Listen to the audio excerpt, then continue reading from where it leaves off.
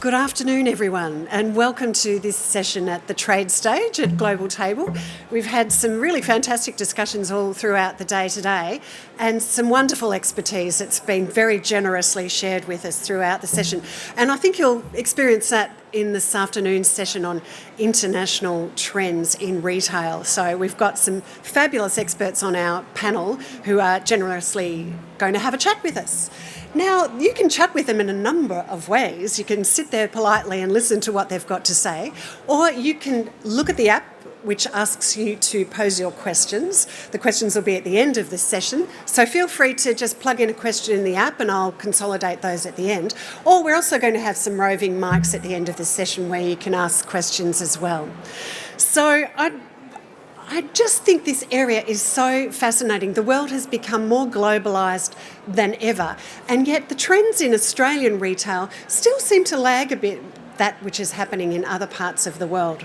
I once read a study that said the future of retail is going to be that we'll have 10 global food manufacturers like Procter & Gamble that are supplying 10 global retailers like Walmart. What a scary thought that is. But we're starting to see Aldi come here and Kaufland, and we are starting to see those global influences happening in retail in Australia. So I'd like to introduce you first of all to your moderator for this afternoon's session, and what a fantastically qualified person to take us on this journey. We've got Samantha Blake, who is the Director of Industry Affairs from the Australian Food and Grocery Council. Samantha works with her members on a wide range of supply chain and retail issues that impact Australian food and grocery manufacturers.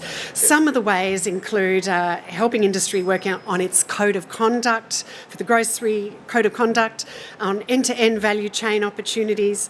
And she also draws her general insights from over 18 years of work in the food sector with management roles in manufacturing, technical and supply chain divisions of many different FMCG organisations. So I'd like to introduce Samantha Blake to the stage with the panel, and then Samantha will introduce you to the rest of her panel members. In the meantime, keep your phones handy to send those questions through at the end of the session.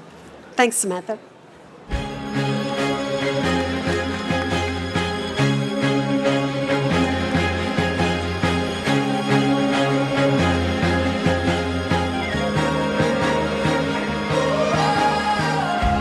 Microphones here, panellists.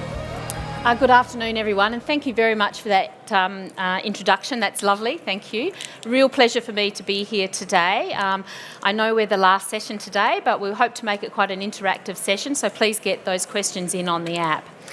What I'm going to do today is really explore the future. We're going to do this through a few lenses. We're going to do it through the future of retail. We're going to do it through the future consumer and shopper, and we're also going to have a look at the future of the industry and future opportunities. And all of this before we finish, so no mean feat, panellists, no pressure there at all to bring this home before 4:45. So my privilege today to introduce you to our three panellists. Directly next to me is Al Overton. Al is the buying director at Planet Organic. Al is a qualified medical herbalist and has been involved in natural health retail for many years.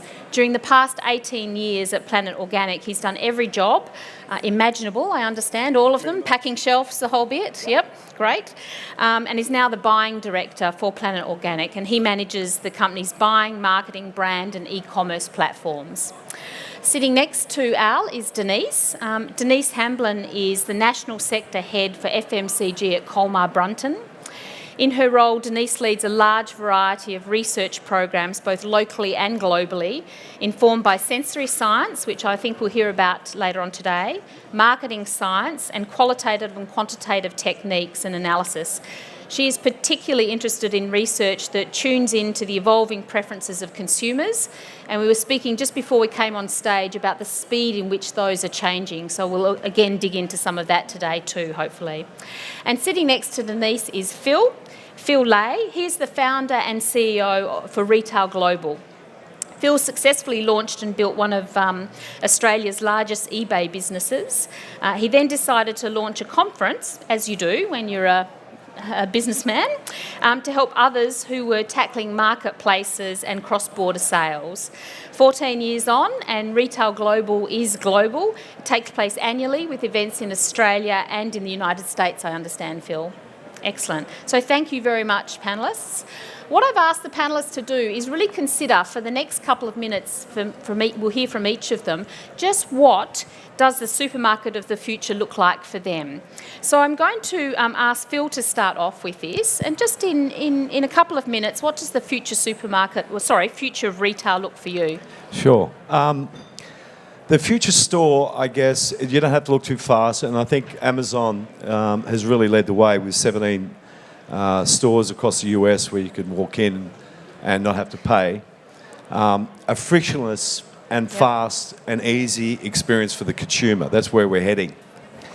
And it's great to see around the world too. In Singapore, there's been 3 stores rolled out or rolling out as we speak, and I believe that 7-Eleven are opening up their first store in Richmond this year. But you'll be seeing robots, you'll be seeing RFID robots going through the store, checking stock levels, keeping theft or stock losses to a minimum. You'll have store associates more empowered. Also, they'll actually know your name as you walk up to them. Facial recognition will be a play. Smart shelving, which will be basically run with AI and will personalise the shopping experience for you. And I also see that you'll have apps into the future or now, which will help you identify and find those products in store. So it's basically also creating an immersive experience in the store. So it's not the shopping centre you've seen in the past. There might be coffee, there might be gaming, there might be something else in store as well as the space is freed up with this technology changes. A lot of technology, Phil. A lot of tech. So Denise, maybe we could get your take on it, because I'm sure you'll have a consumer perspective that you might like to bring into that answer. Yeah, I think there is a consumer perspective, and it goes along the same lines. So frictionless is certainly something that the consumer will be demanding as well. I think as the more we become connected and the more overwhelmed we become with the busyness of our lives, we're really looking to stores and to experiences to become easier for us. So it's all about making our lives easier. So have to agree with that one. That's going to be a big one in terms of consumer demand. Personalisation, which you also touched on, will also save time. But as we move from a time where it's all about the best for the community, we are moving to a time where we're focusing more about what's right for me. And so instead of having really large ranges, it's all about having more specified or narrow ranges that are more relevant to me. So you might see things like, instead of the way that stores are set up at the moment, more set up by, instead of category, need or occasion. So you're really able to go in and kind of have that convenience and really play to that personalised occasion that you're shopping for. Others, health, obviously, I think we're going to see an explosion of that health aisle. We all talk about the health aisle. There's only one, and yet I think that the consumer demand is going to look for more in that space, and whether that extends to pharmacy or not, I'm unsure. And sustainability, that's certainly something we're seeing come through with our consumers. Now, they're not just demanding this or wanting to see this from the types of products that are on the shelf. They're also wanting to see it from the ethos of the supermarket or the retail chain itself. So we might be seeing, solar panels on roofs. We might be seeing greenhouses within stores. Certainly the experience of dining in store, maybe uploading your shopping list as you're sitting there and then drive through and click and collect. There is so much, I guess, that the future holds, and it is a very different place to one that we're used to. So a real values and personalisation progress. Values and personalisation, and making our lives easier. Okay. Al, you work in the health area. I'm sure you're very pleased that the health aisle is going to be expanding. So what's your take on the future of retail? So the question that I was asked to answer is, what is the supermarket of the future look like? And personally, I don't think there is a supermarket of the future. If by supermarket we mean one shop in which I do the bulk of my grocery shopping, I think those days are kind of over. In the UK, we're shopping 3 or 4 times a week rather than once a week. Stores are becoming smaller and smaller. We've had the discounters come in and take a part of your basket. We've had a historical situation where a number of large retailers have been fighting over your whole shop. And now we've got specialty retailers going, actually, I'm not interested in your whole shop, I just want this bit. And the large retailers can't keep up. So I think the 2 biggest trends are going to be convenience and experience. But I see a diversion between those 2 things. And by convenience, I mean there is a whole lot of stuff that we need that I want to spend 0 time thinking about or shopping for. So however I can get that into my house in a most convenient fashion, the better. So nappies or washing up liquid or orange juice or butter or cheese or the things that I just need all of the time and I never want to run out of stock of. The most convenient solution is likely to be regionally specific based on logistics and transport. So online for us in the UK is big. It's probably more of a challenge here because you're a bit bigger. Distances, yep.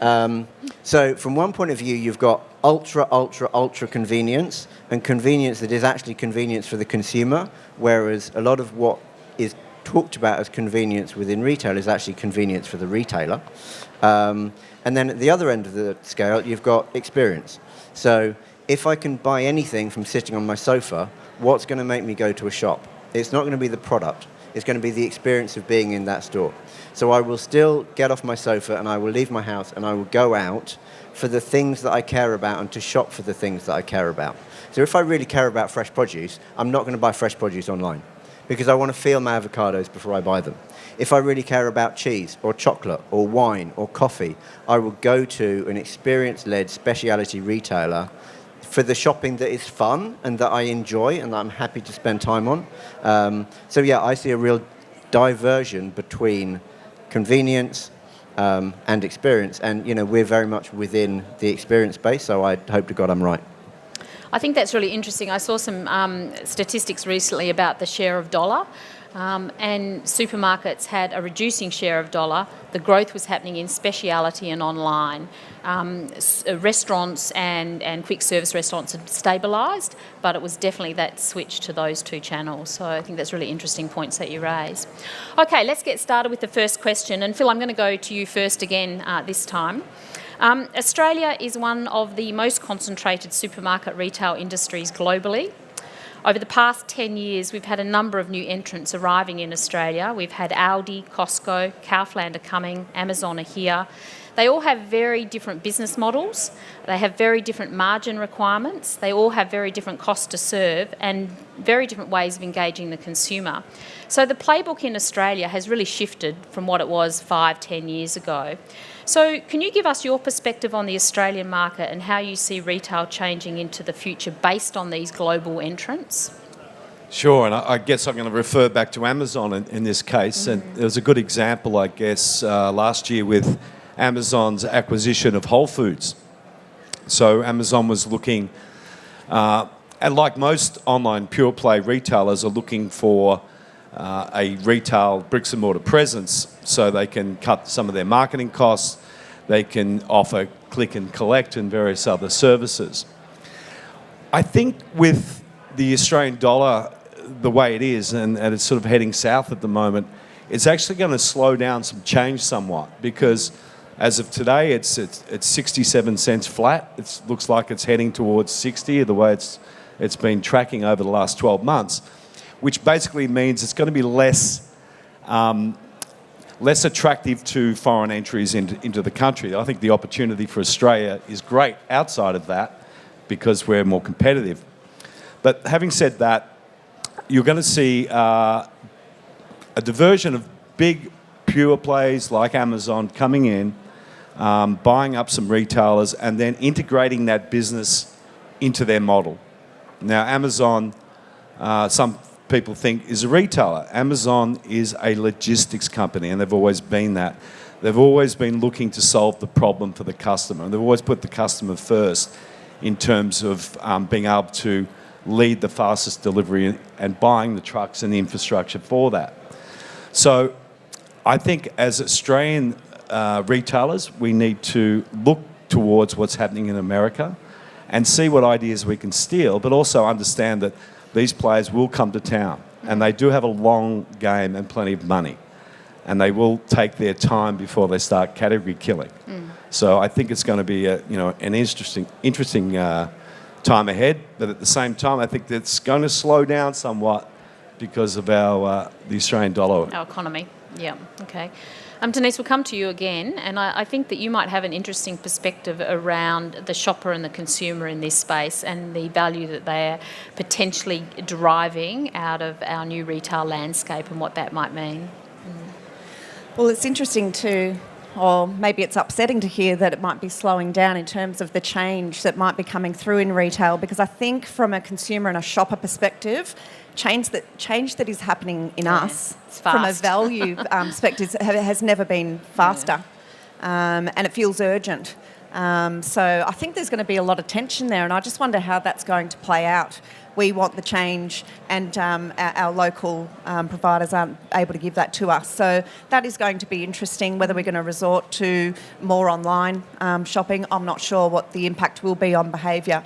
But certainly the international players and what we've seen here currently isn't anywhere near where we need to be, and what we are seeing overseas in some of the extreme examples, such as the experiential factor that you see in like an Italy. Where you've got the inspiration and you've got the entertainment, but you get the aspirations as well, as getting really that experience. It's really that Disneyland for foodies. That's the kind of thing that consumers and shoppers are really willing to pay more for, is in that kind of that entertainment or that experience sphere. So that's kind of one example that you see. It's pretty extreme. I mean, others in terms of what would probably pay more for as well in the non-packaging or non-waste type examples we see overseas, we don't have here. There's many of them overseas, in Brooklyn, in Denver, in Austin, in Copenhagen. There's lots of examples of that, and again, I don't think we're seeing a lot of that here, certainly not as much as maybe we would have appetite for. So again, it's frustrating to hear that change might be slow, because I think the change happening in consumers and happening in shoppers is a lot more rapid. Yeah. So I think this might be interesting, really, to get your thoughts on, Al, in terms of that global food retail and that experience. What are you seeing overseas that you're not seeing here in Australia? I know you've only been here like 2 days, but your insights there. I suppose probably the biggest difference is the level of online. Certainly within our market, online grocery deliveries is very significant, both from an ultra-convenience point of view, but also if I look at retailers like Ocado, who are incredibly successful and significantly overtrade in organic and actually experiential food, but also the kind of the developments within the kind of historical veg box scheme, so Overton, Cole or Riverford, and moving from that kind of very ethical, sustainable customer into being more kind of food value products. So online, I think, is quite significant. I think retail in the UK is probably, on the whole, more developed, but there's more of us. So my first trip to Australia, I was surprised, but actually it's quite a small country in some ways, in terms of population. But also, my market is within London. We do deliveries within London. So we deliver fresh food in London. I can reach, in a van, 6 million people. Yeah. How far do I need to go here? I've just come down from Sunshine Coast. So I was having this conversation, up there. How far do you need to go in a refrigerated van to reach 6 million people? It's quite a long bloody way. Yeah, we have no M25 around Sydney. So kind of online, not so much. What I do see a lot of here is actually much, much better and more significant wellness and health product in store. So your health aisle might be a health aisle. We don't have a health aisle. If you go to a mainstream supermarket, there'll be a very weird free-from section, which will be a combination of kind of dairy-free milk and peanut-free peanut butter. But that kind of general kind of wellness, lifestyle and interest, I think here is a lot more significant. And I also think population density is very good for speciality retail. Any speciality retail takes a fairly significant population to support it, which is why you get more speciality retailers in a big city than a small retailer. So the example I always use, there's a store in London that sells umbrellas, and they only sell umbrellas it rains a lot. But, you need a really big city to have a store that only sells umbrellas, and for people to go, I need an umbrella. I know, I'm going to go to the umbrella shop. So speciality retail, I also think, is more developed within my market or more kind of population-dense countries. Okay, that's really interesting. Potentially, I guess, something that we might see in some of our more urban areas coming. All right, the Australian Food and Grocery Council does a State of the Industry report each year, which really talks about the facts and figures for the FMCG sector.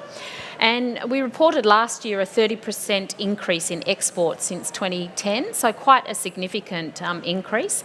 That equates to about $36 billion out of a turnover of our industry of around $135 billion.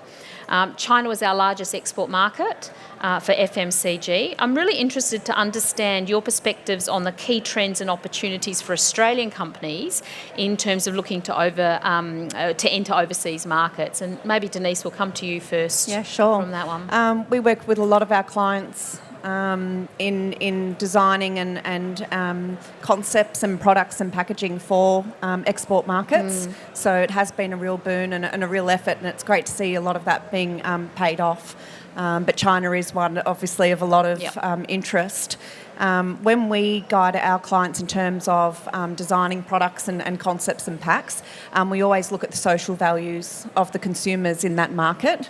And as we've been following Australia for the last 20 years, we've also done a few international dips. Now, the most interesting thing for us about China is that it's in the opposite space to where Australians are. So certainly what you do here domestically from a comms perspective or a product type perspective certainly won't work too much over there. I mean, the clean and green, yes, absolutely. The food safety part of it, the quality, yes. But really in China it's about super premium. It's about eliteness. I mean, health, if we think about, for us in Australia, we define health as natural and as kind of, health and well-being. But in China, they describe it as a personal advantage. Right. And, they really want that fortification, and they want to celebrate their prosperity through spending, and they don't really prioritise the environment. This is the consumers themselves. So really what might be designed as a product to go over to China is very different to one that you'd see here, as I said. But a real necessity to understand your consumer in the local market, whether it be China or another market, and design for that, I think, is what you're also absolutely to, And a lot of things that I've described there probably are going to attract trial.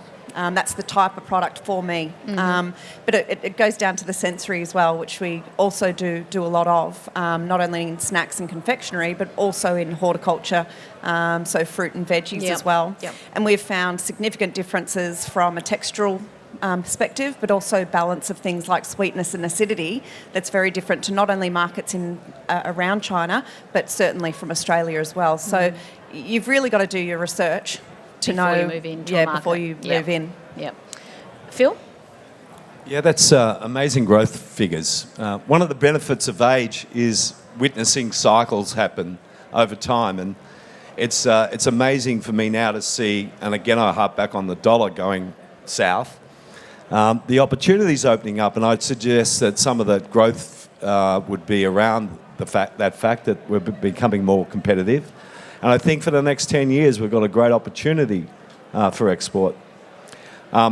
When you talk about China, of course, they're probably growing, and I don't know what the figures are, what our population is every year in terms of the middle class and having disposable income. But some of the tips for going into new countries is it is an investment, and it's an investment in time and energy. It's finding the right local partners in these countries.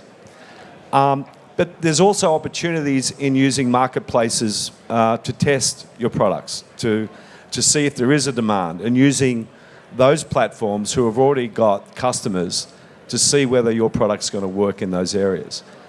You have to understand the local differences in regards to language and culture.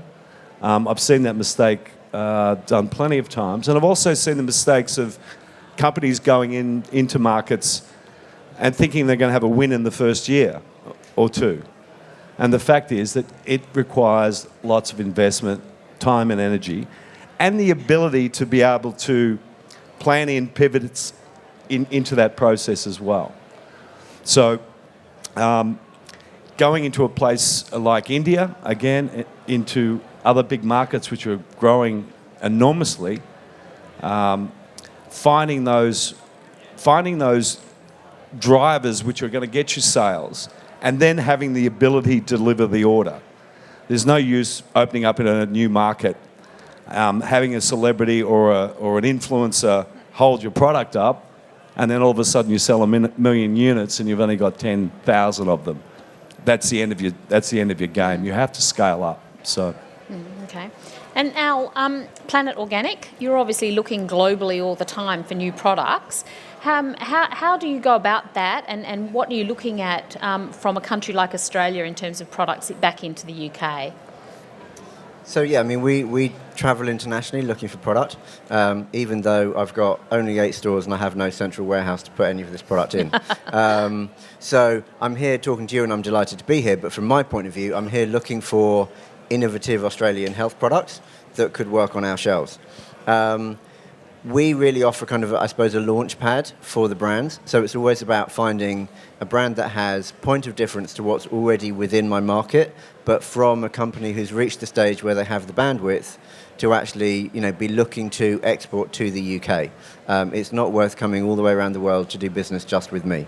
Let me open a few more stores and, maybe. So, and as I said, one of the reasons I like coming here is because of that kind of, you are ahead of the UK within that kind of wellness and health lifestyle. So I see products in Australia that don't exist within my market. We also go to West Coast USA in particular. And in general, trends kind of start, I would say, in the US. They move through the UK on their way into Scandinavia, and then they go from Scandinavia into the kind of continental Europe, which is actually a very, very conservative food market and less around kind of innovation. Here, I also think you have quite an innovation culture around food. Okay, that's really interesting. And I guess we will have seen some of that through the trade show here today. Okay, Denise, I might come to you again for this question. How might Australian businesses create flexible, dynamic and responsive strategies that are going to meet consumer demands in a competitive overseas market? And how do we create that consumer value that brand owners are after? And how do we predict how the consumer is going to react to what those products are? Probably a little bit back to my last point in terms of really understanding that market from a consumer pull perspective. So really, what are the drivers? What are the opportunities based on current problems or problems that haven't been foreseen as yet? And really latching onto that to know whether this is a product that is too soon for its time. Yep. Is it the right time, or actually are we too late? So I think there's a lot of due diligence in terms of understanding where a market's at. But I like the, talking through the countries and who the lead markets are as a bit of a hint as well. And certainly when we've done our international dips, looking at the social values would go along with what you've just mentioned there, Al, in that, just ahead of Australia, you might look to the US. And New Zealand is also on that precipice in moving out of that kind of conformity values into these rebellion values, where sustainability and health and functionality is becoming a lot more important. Mm-hmm. And then you've got markets like France, really, really great indicator of looking into the hourglass, looking into our future to understand what kind of comms, what kind of products are actually going to hit the mark. We do have a way of kind of seeing the future there a little bit. Yes, okay. And it is into kind of zeroing in on that market's need and into the momentum of time. All right. Phil, I'll just come to you for the next question. Really, based on your experiences and your travel, I'm really interested to understand if there are any retailers internationally that you would call out as being really cutting edge, really doing it well in our space. And as part of that question, ask you, how are they delivering that unique retail brand experience for their shopper? Sure. Denise covered, you talked about Italy in New York, and if you're ever in New York, it is the first place, it's the first store you have to see. It's an amazing, immersive experience. A huge floor space which offers amazing food, amazing Italian food, from cheeses to wines. But then wrapped around that whole experience are products. So if you're testing. If you're buying cheese, you're also close to cheese knives and cheese plates. If you're having a coffee, there's coffee cups and coffee machines. It's an incredible experience, and people line up for that sort of thing. We will see that come across more, and that influence come across more in Australia. Maybe not that sort of scale, but we're starting to see that happen here. Another good one out of New York is Nike. So you go into Nike, there is running tracks, there is basketball hoops, so you can actually test the runners. There is the apps you can use. There is testing for your fitness. It's basically trying to drive people into the store and keep them in there and have them come back, have them return. So, customer acquisition's very costly.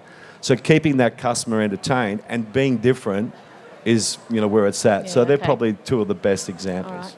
And I might come to you, Al. We were talking earlier about Planet Organic, your stores, and the connectivity you have between the kind of the components within the store. Perhaps you could explore that with the audience. Sure. I was desperately hoping Phil would say Planet Organic, but next time, come to London. So we have kind of smallish formats stores, probably around about 200, 400 square metres, something like that. But within our stores, we have cafes and food service, we have groceries, and then we have kind of natural skincare and supplements. And what we try and do is take a very synergistic view across those three departments. So the customer is not coming in for one or the other, they're coming in for the full experience across all. So the most kind of common customer journey in Planet Organic is they come in, they meet a friend, they have a juice, they hang out for a while, they wander around, see what's new. Maybe they need to buy some, raw paleo granola. But then also they're very much open to kind of being inspired and just seeing kind of what's new and what's cool. And then they go on their way to their yoga class. So typical basket is kind of 6 items or so. But having the different departments across the store means that we're able to take new and emerging health trends in one area of the business and then replicate them in others. So, as an example, something that the world is very excited about at the moment, CBD, which is a hemp oil extract. I know hemp's quite new here. So CBD is probably one of our biggest kind of growth areas at the moment. It starts off as a really random, tiny little supplement within the remedies section. But because we see growth in there, we start doing, let's do a CBD coffee, let's do a CBD lemonade within food service. So actually you take that trend, you make it much more accessible by putting it into food service, because food service is where trends come from a large part of the time. And then you kind of put it into, let's do CBD ready to drink. We launched UK's first CBD snack bar. So then you start getting that trend across the entire store, and you can actually make a lot more of it than a tiny little supplement on the shelf. Yep. I think there are, in terms of, I'm going to also pick up the question on the international retailers that I think are doing well, because I think sometimes something that we easily forget is that when we're looking at kind of what retailers are doing well, we're thinking about retailers, we're thinking about branded space. Whereas I think actually if you look at what retail generally is doing well, I think we need to look at markets. And we need to look at food halls, and we need to look at kind of multiple brand spaces. So one of the things that I'm going to try and do while I'm here is go to Queen Victoria Market, because apparently it's awesome and I've never been. If you go to London, Borough Market as a real kind of food hub, it's a mixture of lots of different companies and lots of different brands. But if you look at food as experience, I think that multi-retailer approach or multi-brand approach or kind of market type concept, I think that's got real consumer interest, because you're not buying into one brand, you're buying into certainly an experience and very much a food experience. Okay, all right. I might just see if we have any questions from the app. Okay. Should we head to that? It's a very, very practical question. Do we have the mic on? Yes. We have one question, so please feel free to send them through on the app, or in just a few minutes we'll go through to some open questions from the audience. It's a very practical question for you, Al. What is missing on the shelf at Planet Organic? Because someone out there in this audience wants to fill that need for you. Great. I have a really, really facetious answer to that question. I don't know, but I'll know it when I see it. So we are always looking for new products. I'm always looking for things that I don't have rather than duplicates of things that I do have. And that's also a really very relevant conversation if anyone's looking at an export space. There's no point in taking your brand into a market that's got that product. So unless you can demonstrate a real USP, you kind of need to think twice. So there are a certain number of kind of global health trends that we're very much kind of engaged with and on board around, whether that's gut health or functional food or whatever. I could do a whole conference on kind of global health trends. But what are we looking for? I'm looking for really cool, innovative, beautifully branded, delicious, not too expensive health food, primarily perhaps within the snacking space, because that is where a lot of product innovation comes from, because you get volume and you get kind of low price to entry. But yes, if anyone in the audience has got the next best thing on my shelf, then organic as well, Al? So we are around about 75% organic in terms of branded foods. There are certain things that we're very fussy about. So I only do organic meat. There are certain commodities that we're fussy around, like chocolate, coffee and peanuts, dairy, eggs, that sort of thing. But no, it doesn't have to be. Find me afterwards. So a challenge has been set. Samantha, should we go to some questions on the floor? Yes, we can see if there are any questions here on the floor. Anyone have a question? One at the very back there, a gentleman in the green shirt. While we're getting up there, I might just put in a quick question. You mentioned Italy, and there's some other fantastic, like Planet Organic with the cafe option next to retail. You've got Bill's in Cambridge that has a similar thing. Kalina in Singapore is a fantastic high-end version. There's also BIG, Ben's Independent Grocer in Malaysia. All these dine and shop options seem to be happening around us, and yet I agree with you, Denise, Australia's really ripe for something like this. Yep. So what's missing in the in the retail sector in Australia? Why aren't we really firing there? What's that lack of investment? Who would like to have a go at that question first? Probably a good question for Phil. A high cost of wages and doing business in this country. And the scale. There's only 25 million people. There's close to 5 million in Melbourne. But with having, some of the highest cost bases, the cost of electricity in this country, that's what's holding us back. So, any builds from the panel? I think in some places it is. I've only just landed in Melbourne, so I haven't found anything here yet. I saw a few retailers on my last trip, but I've just come from Sunshine Coast. I went to a new White's IGA, which, really interesting, kind of from a really good at retailing cheese, and, I thought it was a great store. I went to a Silo Whole Foods, where they have a cafe and also kind of health food store. For me to go into a, really quite random store in a random suburb, in a random town, and have an awesome coffee and a really, really good, healthy breakfast, I can't get that in the UK. I can't get that in London. So That's you normal. have it. It's normal. Maybe it's not common, but it's here. It's very independent here. I think that's the point. Yeah. Okay, Perhaps the we should gentleman at the back. go to that questioner. Yeah, thank you. Mick Darling, my name is. I happen to work for Landmark, which is an agricultural retailer. So retailers or retail stores that are regionally based, where growers, farmers buy their inputs.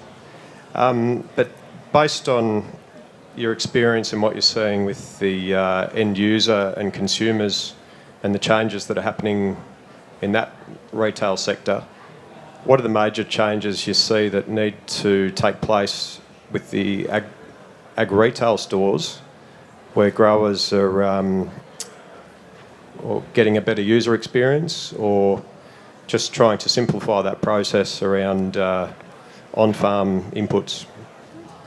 Denise, would you like to take that? Seems like you keen. I'll start. I think what we've done well in the last 10 years, when you think about different varieties of fruit or veg that we might have bought out, we've done a good story of telling the story of where the product might have come from, so that provenance piece. We might have talked about the family, about the region. We might have been very thoughtful in the way that we've named it, etc. And I think we've done a good job there. And I think that really aligns with the conformity values of what we have going on at the moment in Australia, where we are really seeking that familiarity and the local nature of our produce. But where we're heading is quite a different space. We are being led by millennials into this space, but it's not too long before the mass actually joins millennials as well. And it's moving into a space where it's not so much about where the fruit or veg is from, it's actually about what can it do for me functionally. So I think that we need to have a look at what we're kind of saying about our fresh produce in terms of the benefits that it might have. Consumers are learning more, they're more knowledgeable, and their thirst for knowledge is around that personal advantage that they can kind of get from consuming it. So there's some of the things that I think is in our future from ag produce. Rest of the panel, anything to add to Denise's comments? I just wonder if there's any technology around what you're doing. I mean, how do the stores look? What's going on there? Do you have websites up? Are you connecting with a customer in a digital fashion as well? The mic's making its way back. Look, we do. The company at the moment is spending a hell of a lot of money, particularly the US ownership of the business, or the Australian business, is spending a lot in this digital ag space. It's in terms of connecting the consumer up with where their food comes from. I think as an industry, collectively, we have a very long way to go. One of the themes in a lot of the discussion today, particularly in one of the sessions, was food waste, and it's amazing the amount of food waste that's on farm and at the consumer level. But I think education's got a big part of that, and agriculture embracing the technology piece, particularly so that we can tell or help our customers tell the story about what inputs and water use efficiency, on-farm practices, what takes place on farm in order to get food on the shelf. I think that's a critical piece. Yeah, sorry, just quickly. I guess telling the story of why. I mean, the customer wants to know why. It's not about... they need to understand the story of the product. It could come down to marketing. I think too, with when you talk about waste, we've got technologies evolving like blockchain, which is really going to help that process into the future. We're still a few years away from that, but I know that that's going to sort of assist the industry in terms of efficiency. But I guess the number one, especially if you're exporting, is telling that story of why. Al, did the... Oh, sorry. Landmark is a bit of a different case in that you're not retailing food products, but really, essentially, the solution is the same. It's around solving the problem of your customers. And in the case of rural suppliers, you are really the conduit between them and the key trends that are happening in shows like this one here. A guy who's riding his tractor all day hasn't had the benefit of attending something like this necessarily. So you're a great information conduit for feeding back those trends, such as from the experts from whom you've learnt today. I was just interested in asking Al in terms of the type of storytelling that you do in Planet Organic with your products to your customers. It's funny. People talk about telling the story of product all of the time. I've got 6,000 products in my store. That's 6,000 stories. How the hell do you tell 6,000 stories? It's something that, so many brands, particularly within, I suppose, like a niche speciality food or a health space, they start the business with so much passion and, because, my daughter had this and then so I started to do that, and they tell you this story. You cannot tell a customer that story. And actually, in general, the customer hasn't got the bandwidth to be told 6,000 stories about products. Is the story then that the customer hears from you is that Planet Organic curates these products? Yeah, so each of us has things that we care about within food. So you might really enjoy wine, in which case you're interested in the provenance of your wine. You might like drinking wine, but actually not really care, in which case you buy the organic one that's on special.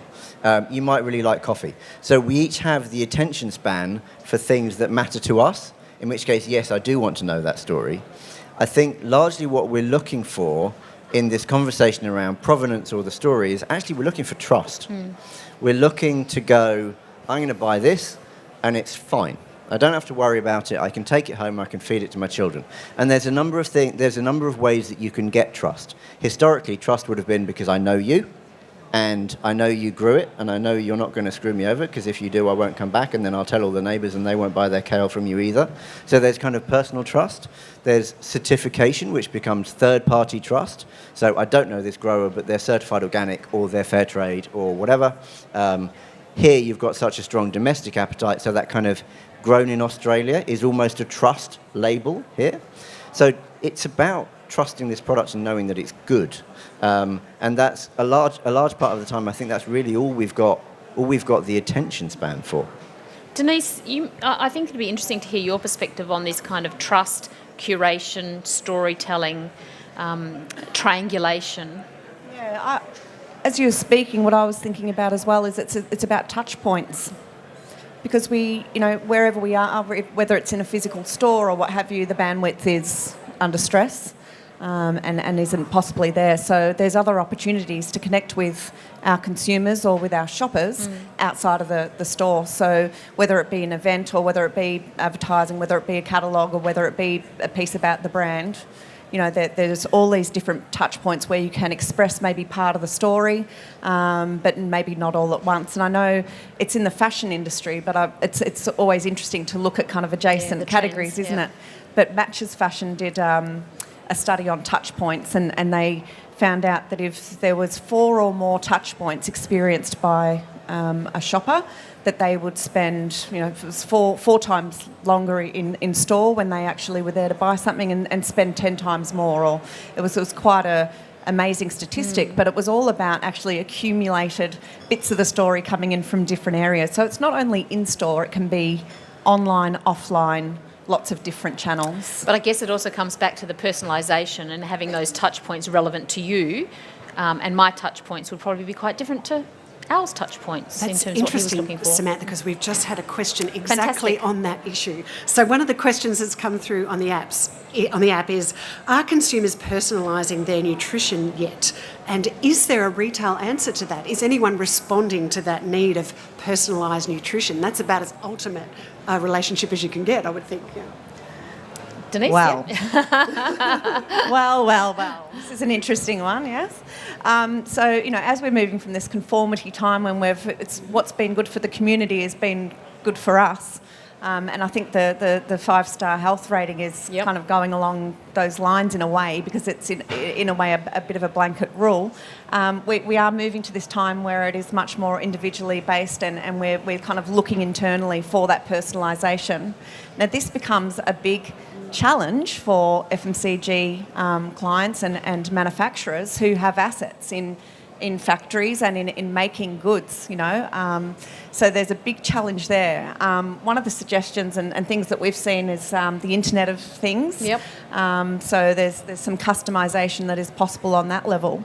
But also consumers themselves are now not kind of taking the general diet guidelines as gospel. They might be, and in my office this happens, have bought personalised DNA kits where they've actually given the sample, sent it away, and got a full report back saying when they, what diet they should be having for what activity level, even down to what type of coffee at what time of day. Oh.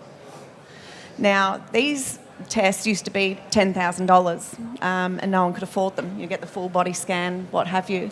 Then they went down to about $1,000, and now you can buy them for about $100. Yeah. Send them off in the post and get them back. So this is a real thing. It is happening, and it's going to be a lot more common going forward. Okay. And just how we navigate that as an industry and provide customisation, particularly from the big FMCG brands, is a huge challenge. Yeah. Phil, are you seeing anything in the US market around this level of personalisation? Yeah, it is the number one investment for the major retailers in the US at the moment. It's the single biggest investment issue for them in terms of personalisation. So starting out with that is big data, but their whole dream, their utopia is a single view of the customer across all channels. And that includes inventory. So having all those ducks line up is where all the money's going at the moment with the big chains and the big brands. And yeah, it's definitely on. But it's sorting out the data. The best paying job in America at the moment is data scientists. So. Al, do you get involved in that kind of data analytical piece from your small cluster of stores? I look at sales. So personalisation is talked about a lot, and every time it's mentioned, I always think, so we've got 7, now 8 stores. So historically you had 7 stores and 60,000 transactions a week. How the hell do I personalise 60,000 transactions a week across 7 stores? Within high volume, high footfall food retail, that kind of absolute goal of, hey, Al, lovely to see you again. Do you want some more of that delicious yogurt you bought last week? That's really, really hard. The technology is out there and it will happen within fashion. And where it's a high value, low volume spend. So you'll walk into a boutique and you will be recognised and they'll know you're coming because of your mobile phone and you've pre-authorised the payment on PayPal and all the rest of it, and they'll know that last time you were in you bought a dress for that your sister's wedding and how did that go. And you'll have amazing personalised experiences. To expect that within day-to-day food retail I think is unrealistic. I do think there is the kind of the DNA test thing is certainly going to happen. We haven't yet squared the circle in terms of I do the test, I send it away, I get back some information which I may or may not understand, really needs to be interpreted. There aren't that many do X, Y, or Z results from those tests. I've done 3 different DNA tests and it turns out I'm 3 different people.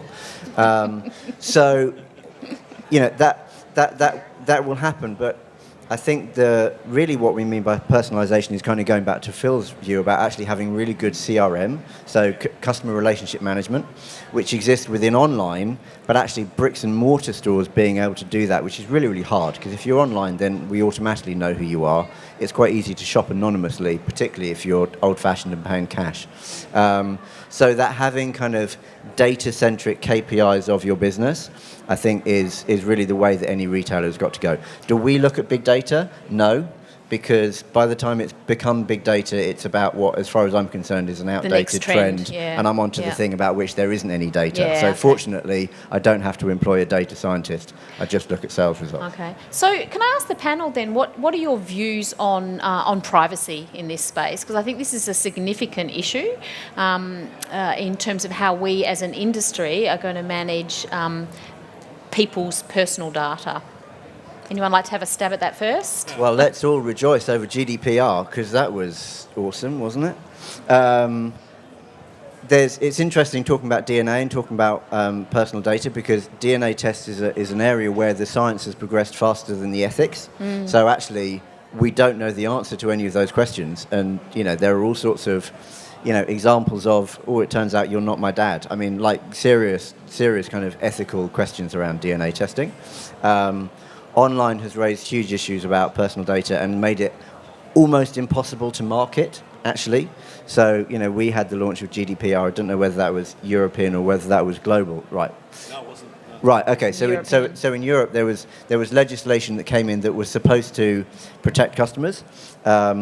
All it meant was that actually, if you wanted to receive my email newsletter, you had to sign up 3 different times in 3 different places, and the whole thing just became impossible. So it seriously backfired. Ethics needs to catch up with science when it comes to, you know, where and when should we be private. Yeah, okay. Any comments from the rest of the panellists, or you? Samantha, we probably could fit in a couple more questions Sure, from the floor fantastic. if we've got time. Is there anyone else who'd like to ask a question of the panel? We've only got a few minutes left, so now is your opportunity. Don't be shy. You've got a lot of expertise sitting here you can tap into. If not, I do have... Well, oh, we here we have go. got It's one one down down the the front row. There's just a microphone coming for you.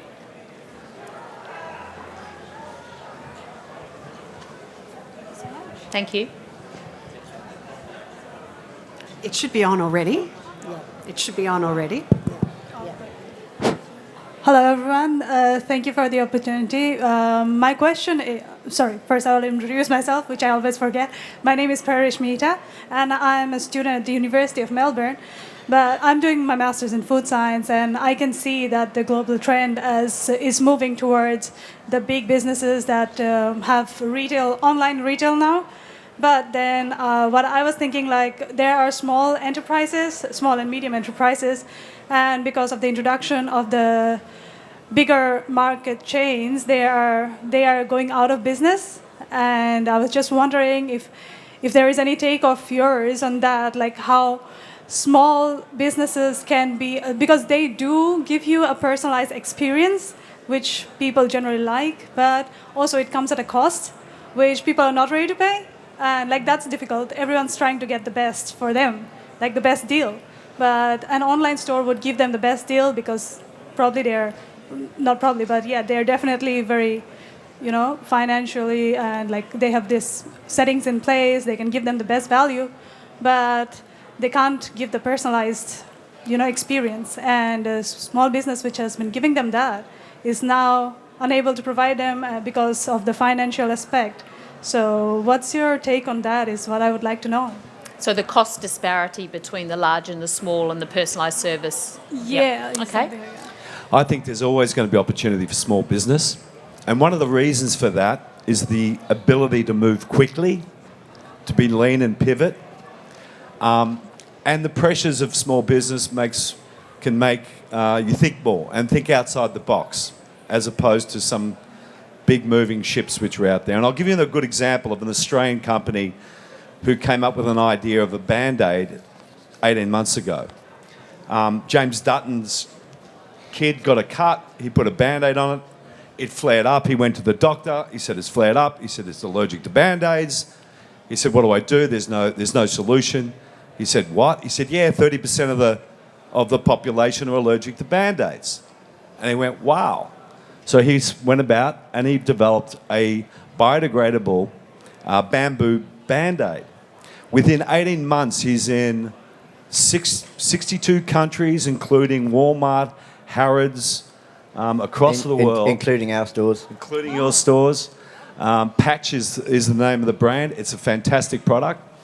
He rang me the other day and he just got Jay-Z as an investor. So don't be too scared of the big guys. Read Malcolm Gladwell's book, David and Goliath.